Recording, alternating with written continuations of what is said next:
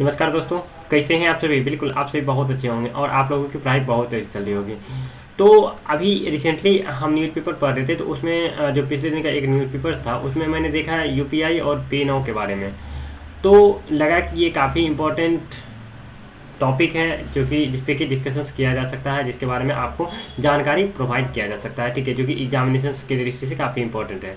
आप चलिए देखते हैं ये क्या था। यूपीआई और पे नाउ को लिंक कर दिया गया। ठीक है, और देखिए इसके बारे में क्या है। ये जो है यूपीआई के बारे में आपको पता होगा। ठीक है, ये जो है इंडिया का पेमेंट सिस्टम्स है। ठीक है, यूनिफाइड पेमेंट इंटरफेस। और उसके बाद पे नाउ।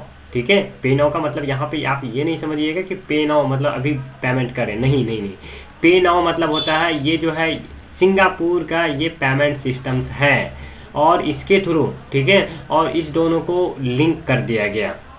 यानी कि इंडिया का जो पेमेंट सिस्टम्स था, ठीक है, पेमेंट सिस्टम्स का जो इंटरफेस था और सिंगापुर का जो पेमेंट सिस्टम का इंटरफेस था, दोनों को लिंक कर दिया गया।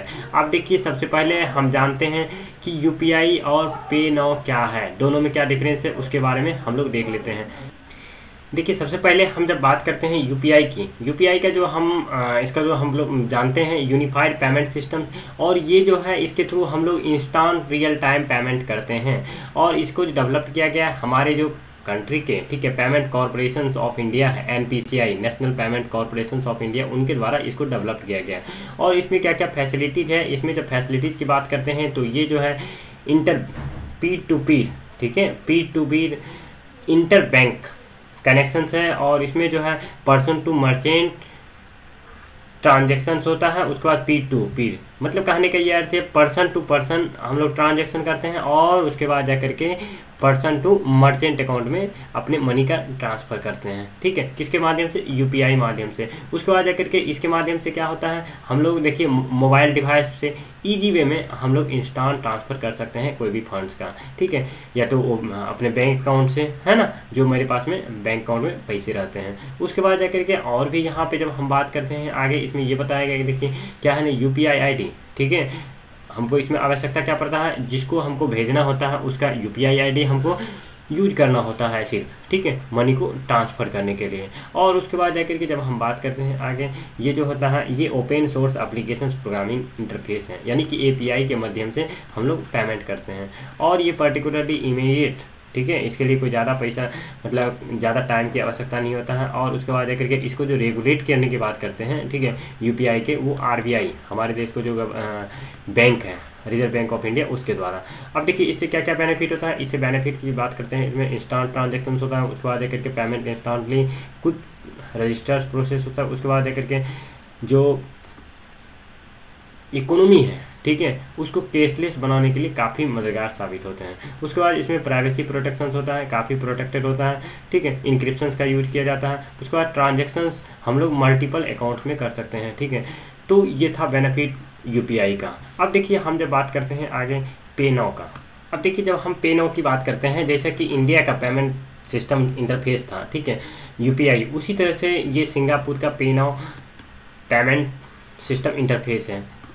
यहाँ पे जो देखिए ये भी पीर टू पीर, यानी कि one person to another person. ठीक है, उसके बाद जाकर के बैंक टू उसके बाद पर्सन टू मर्चेंट अकाउंट में ट्रांसफ़र हो सकता है। उसके बाद जाकर के पर्सन टू बैंक अकाउंट में ट्रांसफ़र हो सकता है ना। उसके बाद जाकर के मर्चेंट अकाउंट में ट्रांसफ़र हो सकता है। हाँ, एक चीज़ और है इसमें, क्या कि इसमें जो है जैसे कि हम लोग आधार कार्ड से, ठीक है, आधार नंबर पे पैसे ट्रांसफ़र नहीं कर सकते हैं यूपीआई के माध्यम से। लेकिन ये जो पे नाउ है इसके माध्यम से, ठीक है, उसके वहाँ का जो आइडेंटिटी कार्ड है, रजिस्ट्रेशन नंबर है, ठीक है, कहाँ का, सिंगापुर का, तो उस पर भी हम लोग वो लोग पैसे ट्रांसफ़र कर सकते हैं। ठीक है, तो ये एक एक्स्ट्रा बेनिफिट है पे नाउ में। ठीक है, तो अब देखिए यहाँ पे उसके बाद एक करके इसमें भी है कि इमीडिएट ट्रांसफ़र होता है और यूज करता है किसका, वीपीए का, वर्चुअल प्राइवेट एप्लीकेशंस का। ठीक है, तो ये सब चीज़ था। और इसको जो लॉन्च किया गया ये 2017 में किया गया था। ठीक है, तो ये सब चीज़ है यहाँ पे। ठीक है, तो अब जान गए हम लोग पे नाउ के बारे में, उसके बाद यूपीआई के बारे में।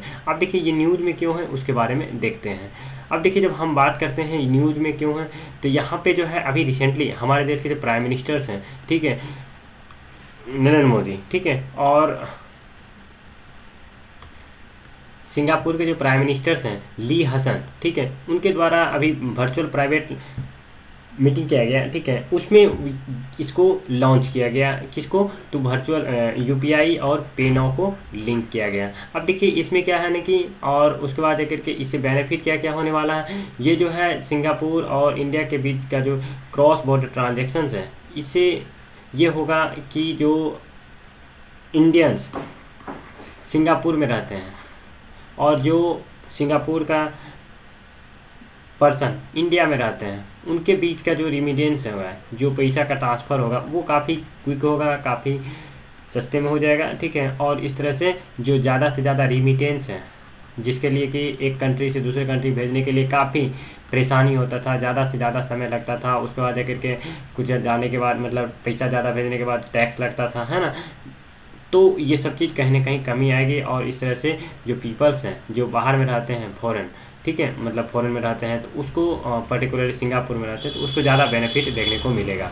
तो ये चीज़ है। तो वही चीज़ यहाँ पे है कि जो इंडियन डायस्पोरा सिंगापुर में रहते हैं, जो भारतीय प्रवासी सिंगापुर में रहते हैं, ठीक है, तो उसको ज़्यादा बेनिफिट मिलेगा, जिसमें कि यहाँ पे वर्कर्स, स्टूडेंट, ठीक है, और ये लोग ज़्यादा बेनिफिट उठाएंगे डिजिटलाइजेशंस का, ठीक है। अब देखिए यहाँ पे बहुत सारे ऐसे फिनटेक कंपनी हैं। फिनटेक बोले तो कौन सी कंपनी, जैसे कि पेटीएम हो गया, फ़ोनपे हो गया, गूगल पे हो गया, ये सब क्या है, फिनटेक कंपनी के अंतर्गत आता है। तो ये सब इसमें पार्टिसिपेट करेंगे और इसमें मतलब पार्टिसिपेट कर रहे हैं, ठीक है। तो ये सब चीज़ देखने को मिलेगा। और इसमें जो है देखिए यहाँ पे यूपीआई पेमेंट सिस्टम से क्यूआर कोड भी जनरेट होगा, है ना, जो कि पहले अवेलेबल है, ठीक है। तो ये सब चीज़ यहाँ पे देखने को मिल रहा है। तो और इसी को लेकर के यहाँ पे ये न्यूज़ में पब्लिश किया गया। उसके बाद जाकर के प्रत्येक के पास जो मोबाइल फ़ोन्स हैं, है ना, तो ये सब चीज़ ज़्यादा यूजफुल होगा। तो इसी को लेकर के यहाँ पे अभी न्यूज़ में आया था, जो कि काफ़ी इंपॉर्टेंट है, ठीक है, एग्जामिनेशन पर्सपेक्टिव से। तो अभी रिसेंटली ये न्यूज़ में आया था।